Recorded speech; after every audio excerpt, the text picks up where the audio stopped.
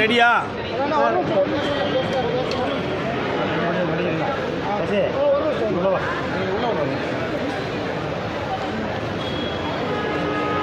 ஓகேவா?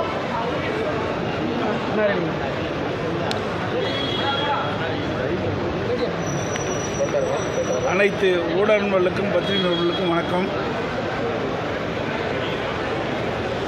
இன்றைய தினம் தமிழ்நாடு முதலமைச்சர் திரு ஸ்டாலின் அவர்கள் என்னை பற்றி பல விமர்சனங்களும் நன்மை காலமாக தெரிவித்து வருகிறார். இந்த 2-3 நாட்களாக ஊடகத்தின் வாயிலாக, பத்திரிகையின் வாயிலாக திரு ஸ்டாலின் அவர்கள் என்னை பற்றி விமர்சனம் செய்வதை பற்றி செய்திகள் வந்துள்ளன. அதில் எதிர்க்கட்சி தலைவர் எடப்பாடி பழனிசாமி என்னை பற்றி விமர்சனம் செய்கிறார் என்று அவருடைய கட்சி நிர்வாகிகளுக்கு எழுதிய மடலில் தெரிவித்திருக்கின்றார். பத்திரிகையிலும் அந்த செய்தி வந்திருக்கின்றது. ஏதோ நான் அவரை கொச்சைப்படுத்தி பேசியதாகவும், எதிர்க்கட்சி தலைவர் என்ற அந்த நிலையிலிருந்து தவறுதலாக பேசுவதாக பத்திரிகையிலே விமர்சனம் செய்திருக்கின்றார். திரு ஸ்டாலின் அவர்கள் எதிர்க்கட்சி தலைவராக இருக்கின்ற பொழுது, நான் முதலமைச்சராக இருந்து பணியாற்றிய அந்த காலகட்டத்தில் திரு ஸ்டாலின் இப்படியெல்லாம் பேசினார் என்பது ஊடகத்தின் வாயிலாக, பத்திரிகையின் வாயிலாக வெளிவந்திருக்கின்றது. குறிப்பாக என்னை தனிப்பட்ட முறையிலே விமர்சனம் செய்தார். எடப்பாடி பழனிசாமி தமிழகத்தினுடைய முதலமைச்சராக வருவதற்கு ஊர்ந்து சென்றார், பறந்து சென்றார் என்றெல்லாம் விமர்சனம் செய்தார். அண்மையிலே விருதுநகர் மாவட்டத்தில் நடந்த அரசு நிகழ்ச்சியில் பேசுகின்ற பொழுது கரப்பான் பூச்சி போல் குறிப்பிட்டிருக்கின்றார். இப்படி ஒரு முதலமைச்சர் தன்னுடைய பதவியை மறந்து, நிலையை மறந்து ஒரு எதிர்க்கட்சி தலைவரை இப்படி விமர்சனம் செய்கின்றார். ஆனால் என்னை பொறுத்த வரைக்கும், அனைத்து இந்திய அண்ணா திராவிட முன்னேற்ற கழக நிர்வாகிகளை பொறுத்த வரைக்கும், எந்த ஒரு எதிர்க்கட்சியினரும் தவறுதலாக நாங்கள் விமர்சனம் செய்வது கிடையாது. ஆனால் எங்களை பற்றி எதிர்க்கட்சியினர், ஆளுங்கட்சியைச் சேர்ந்தவர்கள் எங்களை தவறுதலாக விமர்சனம் செய்தால் அதற்கு தக்க பதிலை அவ்வப்போது கொடுப்போம். விருதுநகர் மாவட்டத்திலே பேசுகின்ற பொழுதும் சரி, பல்வேறு நிகழ்ச்சியில் கலந்து கொண்டு திரு ஸ்டாலின் அவர்கள் பேசும்போதும் சரி, எடப்பாடி பழனிசாமியுடைய ஆட்சியிலே எந்த திட்டமும் நிறைவேற்றப்படவில்லை என்ற ஒரு தவறான கருத்தை தெரிவித்துக் கொண்டிருக்கின்றார். தொடர்ந்து தெரிவித்துக் கொண்டிருக்கின்றார் ஊடகத்தின், பத்திரிகையின் வாயிலாக. இந்த கோயம்புத்தூர் மாவட்டத்தில் மட்டும் அனைத்து இந்திய அண்ணா திராவிட முன்னேற்ற கழக ஆட்சியில் கொண்டு வரப்பட்டு நிறைவேற்றப்பட்ட திட்டங்கள் சிலவற்றை இந்த நேரத்திலே குறிப்பிடுவது பொருத்தமாக இருக்கும் என்று நான் கருதுகின்றேன். அரசு மருத்துவக் கல்லூரி மருத்துவமனையில் 100ஆண்டு விழா கட்டிடம் 290 கோடி ரூபாயில் அதிமுக ஆட்சி தான் கொண்டு வந்திருக்கிறோம். 253 கோடி மதிப்பீட்டில் ராமநாதபுரத்தில் உயர்மட்ட மேம்பாலம் அமைக்கப்பட்டது. 230 கோடி ரூபாய் மதிப்பீட்டில் நொய்யல் ஆறு புனரமைக்கப்பட்டது. 194 கோடி மதிப்பீட்டில் காந்திபுரம் 2 அடுக்கு மேம்பாலம் அமைக்கப்பட்டது. சுமார் 415 கோடி மதிப்பீட்டில் ஈச்சனாரி முதல் பொள்ளாச்சி வரை 4 வழிச்சாலை அமைப்பதற்கு அதிமுக அரசு நடவடிக்கை எடுக்கப்பட்டது. தொண்டாமுத்தூர், பொள்ளாச்சி, மேட்டுப்பாளையம், புளியங்குளம், பல்லடம், அவனாசி இந்த 6 இடங்களில் 6 புதிய அரசு கலை மற்றும் அறிவியல் கல்லூரி கொண்டு வந்து அங்கு இருக்கின்ற ஏழை எளிய மாணவர்கள் குறைந்த கட்டணத்தில் பட்டப்படிப்பு படிக்கக்கூடிய சூழ்நிலையை உருவாக்கி தந்ததும் அதிமுக அரசு. பாலக்காடு, மேட்டுப்பாளையம், அவனாசி மற்றும் திருச்சிரோடு சாலை 4 வழிச்சாலைகளாக மேம்பாடு செய்யப்பட்டது. ரூபாய் 66 கோடி கவுண்டம்பாளையம், ரூபாய் 41 கோடியில் காரமடை, ரூபாய் 25 கோடியில் போத்தனூர், ரூபாய் 18 கோடி ரூபாயில் ஈச்சனாரி ஆகிய பதில் மேம்பாலம் அமைக்கப்பட்டது. சுமார் 59 கோடி மதிப்பீட்டில் இருகூர் முதல் போத்தனூர் மற்றும் இருகூர் முதல் பீளம் நிலையங்களுக்கு இடையே ரயில்வே கடவு குறுக்கே உயர்மட்ட மேம்பாலம் அமைக்கப்பட்டது. ரூபாய் 3650 கோடி மதிப்பீட்டில் பொள்ளாச்சி திண்டுக்கல் வரை தேசிய நெடுஞ்சாலை திட்டம் அதிமுக அரசால் கொண்டு வரப்பட்டு தற்போது நிறைவேற்றப்படுகின்ற சூழல் இருக்கின்றது. ரூபாய் 131 கோடி மதிப்பீட்டில் தொண்டாமுத்தூர் ஒன்றிய பகுதியில் பவானி ஆற்றிலிருந்து கூட்டுக்குடி திட்டம் கொடுக்கப்பட்டது. ரூபாய் 550 கோடியில் குறிச்சி துணியமுத்தூரில் பாதாள சாக்கடை திட்டம் கொண்டு வரப்பட்டது. ரூபாய் 195 கோடியில் குறிச்சி துணியமுத்தூரில் குடிநீர் திட்ட பணிகள் நிறைவேற்றப்பட்டிருந்தது. இப்படி அதிமுக ஆட்சியில் நிறைவேற்றப்பட்ட திட்டங்கள், அதிமுக ஆட்சியில் கொண்டு வரப்பட்டு நிறைவேற்றப்பட்ட திட்டங்களை திரு ஸ்டாலின் தலைமை கொண்ட அரசாங்கம் ஸ்டிக்கர் ஒட்டி திறக்கப்பட்ட திட்டங்கள். ரூபாய் 750 கோடி மதிப்பீட்டில் பில்லூர் 3வது கூட்டுக்குடி திட்டம் திரு உதயநிதி அமைச்சர் அவர்கள் 11/2/2024 திறக்கப்பட்டிருக்கிறார். இந்த திட்டம் அதிமுக ஆட்சியில் கொண்டு வரப்பட்ட திட்டம். ரூபாய் 479 கோடி மதிப்பீட்டில் ஆத்துப்பாலம் உக்குடம் வரை மேம்பால பணி அதிமுக ஆட்சியில் கொண்டு வரப்பட்டு திமுக ஆட்சியில் திறக்கப்பட்டது. ரூபாய் 114 கோடியில் ஐடி பார்க் நம்ம அதிமுக ஆட்சியில் அடிக்கல் நாட்டப்பட்டு நவம்பர் 5ஆம் தேதி திரு முதலமைச்சர் ஸ்டாலினால் ஸ்டிக்கர் ஒட்டி திறக்கப்பட்டது. ரூபாய் 1652 கோடி மதிப்பீட்டில் அத்திக்கட அவனாசி திட்டம். இந்த திட்டத்தை ஈரோடு, அதோடு திருப்பூர், கோவை இந்த 3 மாவட்ட மக்களும் தொடர்ந்து பல ஆண்டுகளாக கோரிக்கை வைத்து வந்தார்கள் விவசாயிகள். இந்த அத்திக்கட அவனாசி திட்டத்தை நிறைவேற்ற வேண்டும். இப்படி நிறைவேற்றுகின்ற பொழுது பல்வேறு ஏரிகள், குளங்கள் நிரப்பப்பட்டு நிலத்தடி நீர் உயர்ந்து விவசாயிகளுக்கு தேவையான நீர் கிடைப்பும், குடிநீர் பிரச்சனை நீக்கப்படும் என்ற நீண்டகால கோரிக்கையை அதிமுக அரசு ஏற்று இந்த திட்டத்தையும் கொண்டு வந்து நானே நேரடியாக வந்து அடிக்கல் நாட்டப்பட்டு அந்த பணி வேகமாக துரிதமாக நடைபெற்று கொண்டிருந்தது. கிட்டத்தட்ட 85% பணிகள் முடிவு பெற்ற நிலையில் ஆட்சி மாற்றம் ஏற்பட்டது. திராவிட முன்னேற்ற கழகம் ஆட்சிக்கு வந்த பிறகு கிட்டத்தட்ட 32 மாத காலம் இது கிடப்பில் போட்டிருந்தாங்க. பிறகு பல முறை சட்டமன்றத்தில் பேசணும். இங்கே இருக்கின்ற முன்னாள் அமைச்சர்கள், சட்டமன்ற உறுப்பினர்கள் தொடர்ந்து வலியுறுத்தினாங்க. நானும் சட்டமன்றத்தில் வலியுறுத்தினேன். அதன் பேரில் வந்து அந்த திட்டத்தை திறந்தாங்க. இன்னும் அந்த திட்டம் முழுமை பெறலை.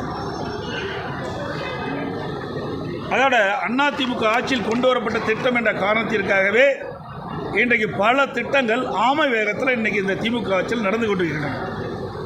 இன்றைக்கி பார்த்தீங்கன்னா இந்த மேம்பாலம் கிட்டத்தட்ட சுமார் 1650 கோடி ரூபாய் திட்டத்தில் உயர்மட்ட மேம்பாலம், தமிழ்நாட்டிலேயே அதிக தூரமுள்ள மேம்பாலம், சுமார் 10.1 கிலோமீட்டர் தூரமுள்ள உயர்மட்ட மேம்பாலம் கட்டுவதற்கு அடிக்கல் நாட்டப்பட்டு பணிகள் துவங்கப்பட்டு வேகமாக துரிதமாக நடைபெற்று வந்தது. கிட்டத்தட்ட 80% பணிகள் நிறைவு பெற்றிருந்ததெல்லாம் அதிமுக ஆட்சியில். அது வந்து கிட்டத்தட்ட பார்த்திங்கன்னா உப்புளிப்பாளையம் முதல் ஏர்போர்ட் வின்ஸ் வரை, கோல்டு வின்ஸ் வரை அந்த உயர்மட்ட பாலம் அமைக்கின்ற பணி நடைபெற்றது. அந்த பணியும் இந்த ஆட்சியாளர்களால் முழுமையாக நிறைவேற்றப்படவில்லை. ஆமை வேகத்தில் நடைபெற்றுக் கொண்டிருக்கின்றது. வேண்டுமென்றே திட்டமிட்டு முழுக்க அதிமுக ஆட்சியில் கொண்டு வரப்பட்ட திட்டம் என்பதற்காகவே இந்த திட்டத்தை முடக்கி வைத்திருக்கின்றார்கள். அதோடு இங்கே இருக்கின்ற விவசாயிகள் அத்திக்கட அவனாசி திட்டத்தில் இன்னும் பல இடங்கள் விடுபட்டு போய்விட்டன. அதையும் சேர்த்து புதிய திட்டத்தை அறிவிக்க வேண்டும் என்று வேண்டுகோள் விடுத்த அடிப்படையில் அப்பொழுது அமைச்சராக இருந்த வேலுமணி அவர்களும் இங்கே இருக்கின்ற சட்டமன்ற உறுப்பினர்களும் வேண்டுகோள் வைத்தார்கள். அவருடைய வேண்டுகோளை ஏற்று அதிமுக அரசாங்கம் அத்திக்கட அவனாசி திட்டம் 2 அதை செயல்படுத்துவதற்காக விரிவான திட்ட அறிக்கைகளும் தயாரிக்கப்பட்டு அந்த பணிகள் துவங்குகின்ற நேரத்தில் ஆட்சி மாற்றம் ஏற்பட்டது. அதையும் கிடப்பில் போட்டாங்க. கோவை மெட்ரோ ரயில் திட்டம் அதிமுக ஆட்சி இருக்கின்ற பொழுது கொண்டு வரப்பட்ட திட்டம். இந்த கோவை மாநகர் மக்கள் கோவை மாநகரம் வளர்கின்ற மாநகரம், போக்குவரத்து நெரிசல் அதிகமாக இருக்கின்ற காரணத்தினாலே இந்த போக்குவரத்து நெரிசல் இல்லாத ஒரு சூழ்நிலை உருவாக்க வேண்டும். இங்கே அதிகமான தொழிற்சாலை இருக்கின்ற காலத்திலே, அதிகமாக தொழிலாளர்கள் பணிபுரிகின்ற காலத்திலே வேலைக்கு செல்கின்றோர் குறிப்பிட்ட நேரத்துக்கு செல்ல வேண்டும், குறிப்பிட்ட நேரத்துக்கு வீட்டுக்கு திரும்ப வேண்டும். அப்படி இருக்கின்ற இந்த சூழ்நிலையில் மெட்ரோ ரயில் திட்டம் மிக அவசியமான திட்டம் என்ற காரணத்தினால் அதிமுக அரசு இருக்கின்ற பொழுது இந்த திட்டத்தை நாங்கள் கொண்டு வந்தோம். சுமார் இந்த திட்டத்தை நிறைவேற்றுவதற்காக விரிவான திட்ட அறிக்கை தயாரிக்கின்ற பணி நடைபெற்றது. ஆட்சி மாற்றம் ஏற்பட்டது. இன்ன வரைக்கும் அந்த திட்டத்திற்கு என்ன நடவடிக்கை எடுத்தார் என்று தெரியவில்லை. அதையும் கிடப்பில் போட்டாங்க.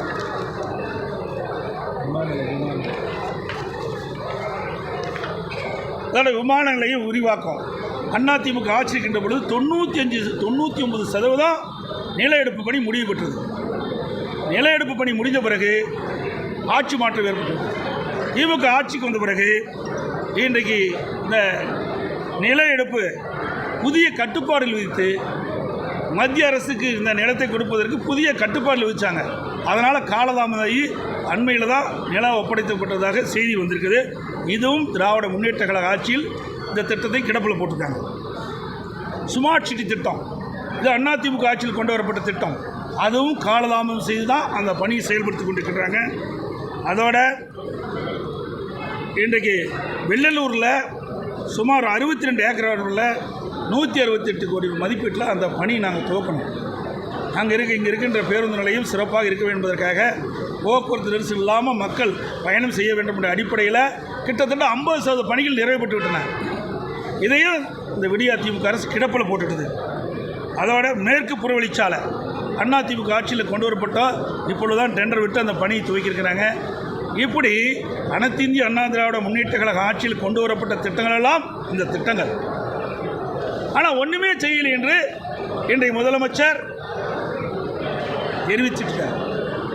எப்படியாவது இந்த ஆட்சியாளர்கள் மக்களை குழப்பி அதில் ஏதாவது அரசியல் ஆதாயம் தேட வேண்டும் என்று முயற்சிக்கிறாங்க. ஒருபோதும் நடக்காது. அதிமுக ஆட்சியில் தான் இந்த கோயம்புத்தூர் மாவட்டத்தில், கோயம்புத்தூர் மாநகரில் இவ்வளோ பணிகளை இங்கே மட்டும் செஞ்சுருக்கிறோம். திமுக ஆட்சிக்கு வந்த பிறகு திரு ஸ்டாலினுடைய அரசு இந்த கோவை மாநகர மக்களுக்கும் கோவை மாவட்ட மக்களுக்கும் என்ன திட்டத்தை கொண்டு வந்தார்? திட்டத்தை அறிவிச்சு தான் இருக்கார்.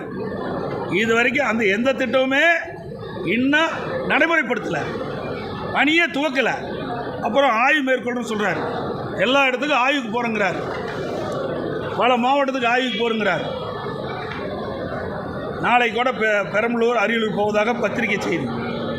இந்த ஆட்சியில் திரு ஸ்டாலின் தலைமையில் இருக்கிற அரசாங்கத்தில் எந்த திட்டமும் அறிவிக்கலை, எந்த பணியுமே நடக்கலை.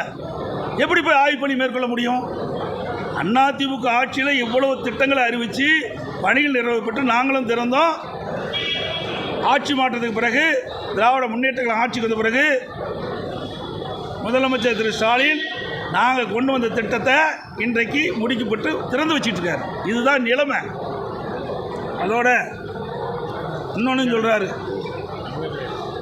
அரசு ஊழியர்கள் பற்றி சொல்கிறார். இன்றைக்கு பத்திரிகையில் வந்திருக்குது, நேற்று தினம் வந்திருக்குது. 7 பக்கம் கொண்ட யாருடைய கையெழுத்தும் இல்லாத மொட்டையாக சில செய்திகள்லாம் அரசு ஊழியர் பற்றி வெளியிட்டிருக்காங்க திமுக. அப்படின்னா ஊடகத்திலையும் பத்திரிகையிலையும் எனக்கு கிடைத்த தகவல். அதில் 2 நாட்களுக்கு முன்பு நான் திருச்சி சென்றிருந்தேன். உங்களை போல் இருக்கின்ற நிருபர்கள் கேள்வி கேட்டாங்க. அரசு ஊழியர்கள் சில கருத்துக்களை தெரிவிச்சிருக்கிறாங்க, அந்த கருத்துக்கு நீங்கள் என்ன பதில் சொல்கிறீங்கன்னு கேட்குறாங்க. அதுக்கு நான் சொன்ன பதில் தான், அந்த அரசு ஊழியர்கள் என்ன சொன்னார் என்று சொன்னதை சொல்லி நான் அந்த கருத்தை தெரிவித்தேன். சில அரசு ஊழியர் சங்கங்கள் தெரிவித்த கருத்து, தற்போதைய முதலமைச்சர் திரு ஸ்டாலினுக்கு எதிர்க்கட்சி தலைவராக இருந்தால்தான் அரசு ஊழியர் மீது கரிசனம் வரும் என்றால் 2026 தமிழ்நாடு சட்டமன்ற பொதுத் தேர்தலில் அவருக்கு எதிர்க்கட்சி தலைவர் பதவியை அளிக்க நாங்கள் தயார் என்று அரசு ஊழியர் சங்க நிர்வாகிகள் வெளிப்படையாக தெரிவித்த கருத்து ஊடகத்திலையும் பத்திரிகையில் வருது. அந்த கருத்து தான் நான் சொன்னேன். அதுவுமே அரசு ஊழியர்கள் இந்த கருத்து தெரிவிப்பதற்கு காரணமே 2021 சட்டமன்ற பொதுத் தேர்தலின் போது திராவிட முன்னேற்ற கழகத்தின் சார்பாக திராவிட முன்னேற்ற கழக தலைவர் அன்றைய தினம் எதிர்க்கட்சி தலைவராக இருந்த திரு ஸ்டாலின் அவர்கள் தேர்தல் அறிக்கையாக வெளியிட்டார். அந்த திராவிட முன்னேற்ற கழக தேர்தல் அறிக்கையில் வாக்குறுதி எண் 309 புதிய ஓய்வு திட்டம் கைவிடப்பட்டு பழைய ஓய்வு திட்டம் மீண்டும் நடைமுறைப்படுத்தப்படும் அரசு ஊழியர்களுக்கு. அறிவிப்பு எண் 311 20,000 இடைநிலை ஆசிரியர்களின் கோரிக்கை ஏற்று சம வேலை சம ஊதியம் வழங்க நடவடிக்கை எடுக்கப்படும். ஆசிரியர் பணிகாலத்தில் மேற்படிப்பு முடிந்த ஆசிரியர்களுக்கு ஊக்கத்தொகை வழங்கப்படும். திமுக தேர்தல் அறிக்கையில் அறிவிப்பு 312 ஊதிய உயர்வு பணி உயர்வு முரண்பாடுகள் குறித்த கோரிக்கையில் ஆய்வு செய்ய குழு அமைக்கப்பட்டு விரைவில் நிவாரணம் கிடைத்திட ஆவணம் செய்யப்படும்.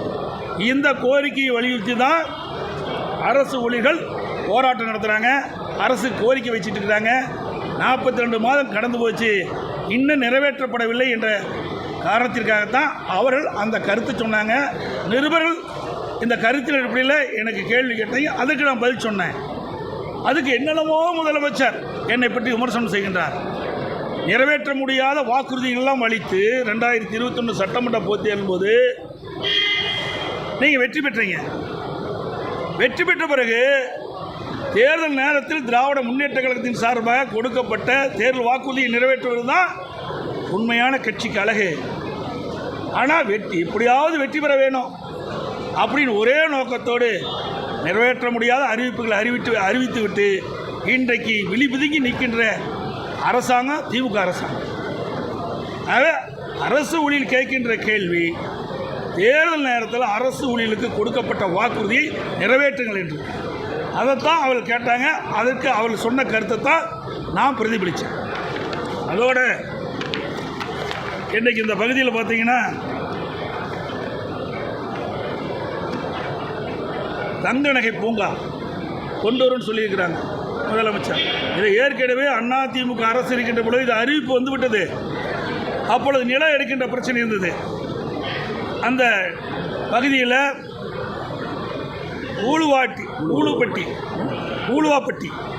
பூலுவாப்பட்டி என்ற பூலுவாப்பட்டி பேரூராட்சியில் அந்த பகுதியில் தங்க நகை பூங்கா அமைப்பதற்கு நாங்கள் நடவடிக்கை மேற்கொள்ள இருந்த பொழுது ஆட்சி மாற்றம் ஏற்பட்டது. திமுக ஆட்சிக்கு வந்த பிறகு நாங்கள் தேர்வு பண்ணுற இடம் தொண்டாமுத்தூர் தொகுதி இருந்தது, அதை மாற்றி கிணத்துக்கடை தொகுதி கொண்டு போகிறாங்க. இதுதான் அவர்கள் செய்த வேலை, வேறு எதுவுமே செய்யலை. அதோட இந்த பகுதியில் இன்றைக்கு வீட்டு வசதி வாரியத்தின் மூலமாக வீட்டு வசதி வாரியம் வந்து சுமார் 3300 ஏக்கர் இந்த கோயம்புத்தூர் நகரம் மற்றும் பகுதியில் இந்த கோயம்புத்தூர் மாவட்டம் கோயம்புத்தூர் மாநகர பகுதியிலிருந்து வீட்டு வசதி வாரியத்திற்காக வீட்டு கட்டுவதற்காக 3300 ஏக்கர் நிலத்தை கையகப்படுத்தினாங்க. இப்போ முதலமைச்சர் வந்து சில பேருக்கு அந்த நிலத்தை விடுவித்த சொன்னாங்க. விடுவிக்கலை. அவர்களெல்லாம் அந்த நிலத்தை வந்து தன்னுடைய சொந்த நிலத்தை வீட்டு வசதி வாரியம் எடுத்துக்கொண்டு விட்டது என்று நீதிமன்றத்துக்கு சென்று நீதிமன்றத்துடைய ஆணை பெற்று வந்தவர்களுக்கு தான் திமுக அரசாங்கம் அந்த நிலத்தை கொடுத்துருக்குது. மற்றவர்கள்லாம் கொடுக்கல. அதில் சுமார் 410 ஏக்கர் தான் இன்றைக்கு நீதிமன்ற தீர்ப்பின்படி அந்த நில உரிமையாளருக்கு ஒப்படைக்கப்பட்டிருக்குது. எஞ்சியவர்களெலாம் ஒப்படைக்கப்படவில்லை. ஆகவே இந்த அரசு கிட்டத்தட்ட 3300 ஏக்கர் நிலத்தை வீட்டு வசதி வாரியம் எடுக்கப்பட்டிருக்கிறது. அனைவருக்கும் அந்த நிலத்தை ஒப்படைக்கப்பட வேண்டும்.